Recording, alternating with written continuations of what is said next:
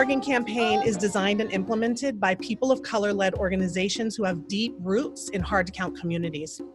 Communities of color, Native communities, renters, immigrant and refugee communities, the caretakers of children under 5, disabled folks, queer communities, and rural communities. One of the things that we keep hearing over and over here in Oregon is that Oregon is so white. But when I see around my block and around my neighborhood, I see another story.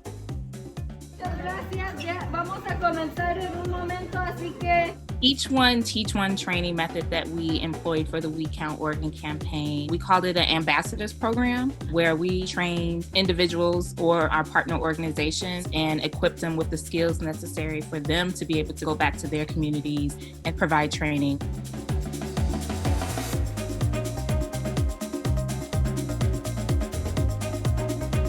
There's no supposition that can be made that if we do fill out the census, that somehow tomorrow it's going to be a better world for every one of us. Let's not be naive.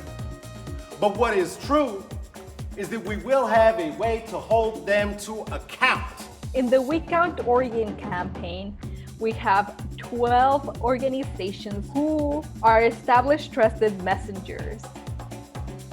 Es importante participar. We've experienced what it's like to be left out, what it's like to be undercounted. Today is Census Day, April 1st, 2020, and the We Count Oregon campaign has been planning this day for 18 months. Thank you so much for joining this live stream event, but this is not the party we envisioned.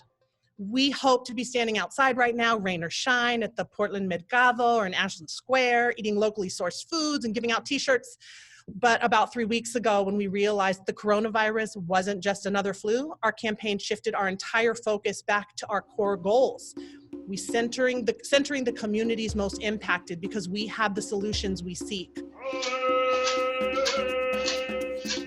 The most significant thing that we did during this time is really support tribes and our tribal communities through this pivot. Many tribal communities were doing outreach events that distributed PPE as well as information about the census. We hired around 190 people to help us phone bank. We have to view this work through a historic public policy lens, and we have to have an equity lens at the same time. We need to make sure that people know that Native people still exist in this world and we're not just a part of storybooks. If we're counted and our numbers are actually there to show people we are still here. We're gonna take it back to the old school. We have a moment right now in history.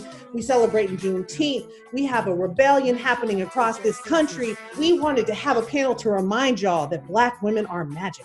We're trying to gain coronavirus relief funds specifically for Black people, Black businesses, and Black community-based organizations.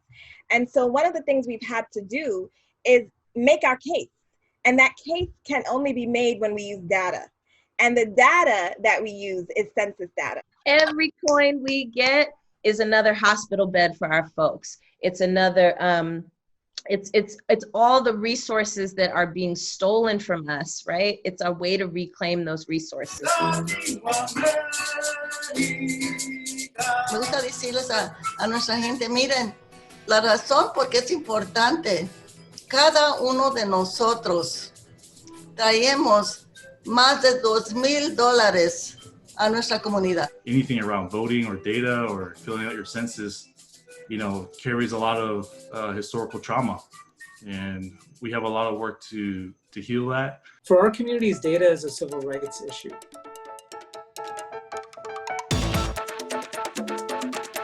We actually exceeded our goal by 15,000, and we actually reached 215,000 Oregonians in an 100-day campaign, despite a pandemic.